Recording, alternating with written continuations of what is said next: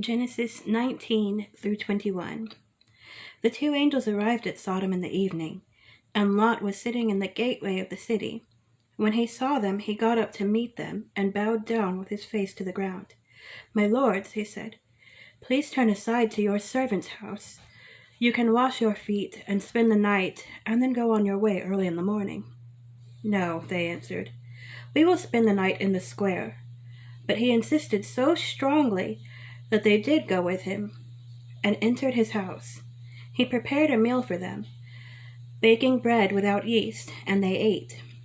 Before they had gone to bed, all the men from every part of the city of Sodom, both young and old, surrounded the house. They called to Lot, "Where are the men who came to you tonight? Bring them out to us so that we can have sex with them." Lot went outside to meet them and shut the door behind him and said, "No, my friends, don't do this wicked thing. Look, I have 2 daughters who have never slept with a man. Let me bring them out to you, and you can do what you like with them. But don't do anything to these men, for they have come under the protection of my roof." "Get out of our way," they replied. "This fellow came here as a foreigner, and now he wants to play the judge. We'll treat you worse than them." They kept bringing pressure on Lot and moved forward to break down the door. But the men inside reached out and pulled Lot back into the house and shut the door. Then they struck the men who were at the door of the house, young and old, with blindness, so that they could not find the door. The 2 men said to Lot, "Do you have anyone else here, sons-in-law, sons or daughters, or anyone else in the city who belongs to you? Get them out of here, because we are going to destroy this place. The outcry to the Lord against its people is so great that he has sent us to destroy it." So Lot went out and spoke to his sons-in-law, who were pledged to marry his daughters. He said, "Hurry and get out of this place, because the Lord is about to destroy the city." But his sons-in-law thought he was joking. With the coming of dawn, the angels urged Lot, saying, "Hurry, take your wife and your 2 daughters who are here, or you will be swept away when the city is punished." When he hesitated, the men grasped his hand and the hands of his wife and of his 2 daughters, and led them safely out of the city, for the Lord was merciful to them. As soon as they had brought them out, one of them said, "Flee for your lives. Don't look back, and don't stop anywhere in the plain. Flee to the mountains, or you will be swept away." But Lot said to them, "No, my lords, please. Your servant has found favor in your eyes, and you have shown great kindness to me in sparing my life. But I can't flee to the mountains. This disaster will overtake me, and I'll die. Look, here is a town near enough to run to, and it is small. Let me flee to it. It is very small, isn't it? Then my life will be spared." He said to him, "Very well, I will grant you this request too. I will not overthrow the town you speak of, but flee there quickly, because I cannot do anything until you reach it." This is why the town was called Zoar. By the time Lot reached Zoar, the sun had risen over the land. Then the Lord rained down burning sulfur on Sodom and Gomorrah from the Lord out of the heavens. Thus he overthrew those cities and the entire plain, destroying all those living in the cities, and also the vegetation in the land. But Lot's wife looked back, and she became a pillar of salt. Early the next morning, Abraham got up and returned to the place where he had stood before the Lord. He looked down toward Sodom and Gomorrah, toward all the land of the plain, and he saw dense smoke rising from the land, like smoke from a furnace. So when God destroyed the cities of the plain, he remembered Abraham, and he brought Lot out of the catastrophe that overthrew the cities where Lot had lived. Lot and his 2 daughters left Zoar and settled in the mountains, for he was afraid to stay in Zoar. He and his 2 daughters lived in a cave. One day the older daughter said to the younger, "Our father is old, and there is no man around here to give us children, as is the custom all over the earth. Let's get our father drunk. Let's get our father to drink wine and then sleep with him and preserve our family line through our father. That night they got their father to drink wine, and the older daughter went in and slept with him. He was not aware of it when she lay down or when she got up. The next day the older daughter said to the younger, "Last night I slept with my father. Let's get him to drink wine again tonight, and you go in and sleep with him, so we can preserve our family line through our father." So they got their father to drink wine that night also, and the younger daughter went in and slept with him. Again, he was not aware of it when she lay down or when she got up. So both of Lot's daughters became pregnant by their father. The older daughter had a son, and she named him Moab. He is the father of the Moabites of today. The younger daughter also had a son, and she named him Ben-Ammi. He is the father of the Ammonites of today. 20. Now Abraham moved on from there into the region of the Negev and lived between Kadesh and Shur. For a while he stayed in Gerar, and there Abraham said to his wife Sarah, instead of his wife Sarah, "She is my sister." Then Abimelech, king of Gerar, sent for Sarah and took her. But God came to Abimelech in a dream one night and said to him, "You are as good as dead because of the woman you have taken. She is a married woman." Now Abimelech had not gone near her, so he said, "Lord, will you destroy an innocent nation? Did he not say to me, 'She is my sister'? And didn't she also say, 'He is my brother'? I have done this with a clear conscience and clean hands." Then God said to him in the dream, "Yes, I know you did this with a clear conscience, and so I have kept you from sinning against me. That is why I did not let you touch her.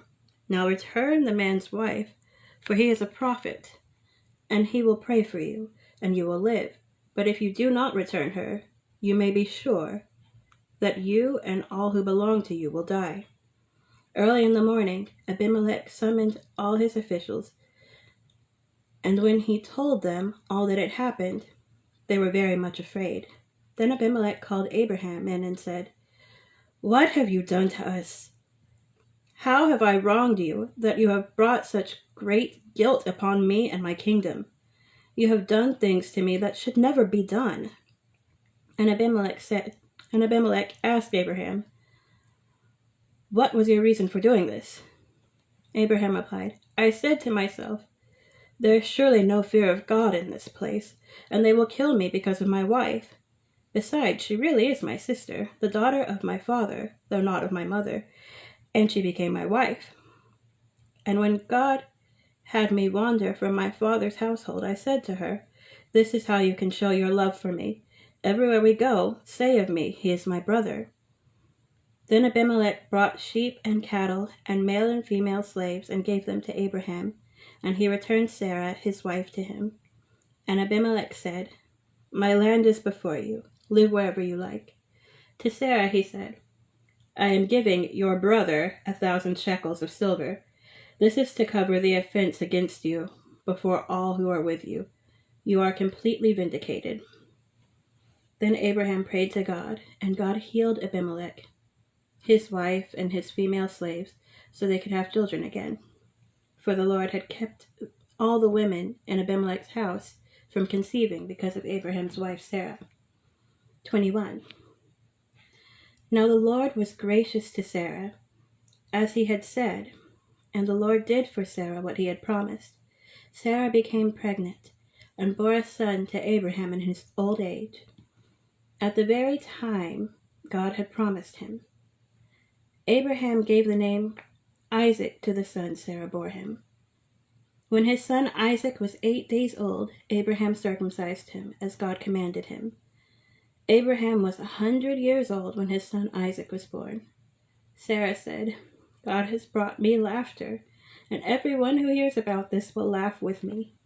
And she added, "Who would have said to Abraham that Sarah would nurse children? Yet I have borne him a son in his old age." The child grew and was weaned, and on the day Isaac was weaned, Abraham held a great feast.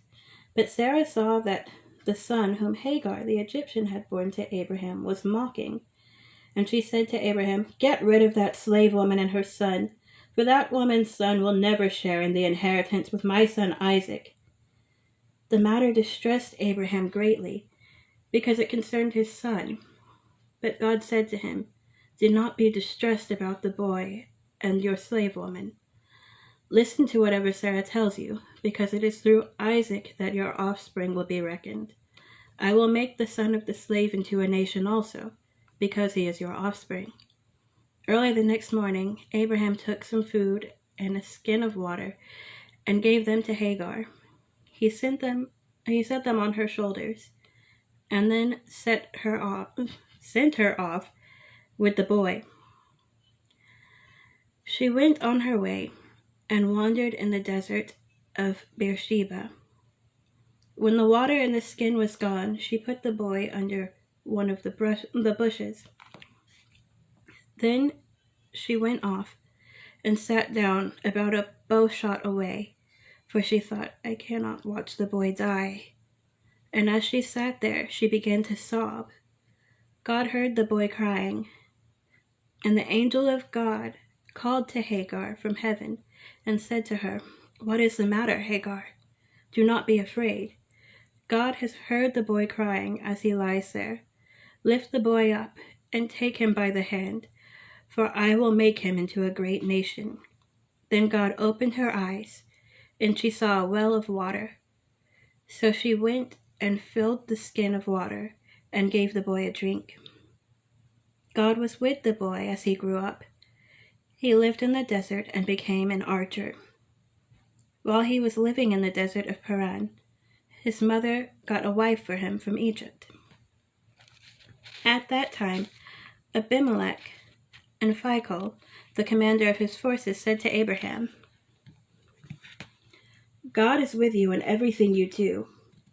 Now swear to me here before God that you will not deal falsely with me or my children or my descendants. Show to me and the country where you now reside as a foreigner the same kindness I have shown you." Abraham said, "I swear it."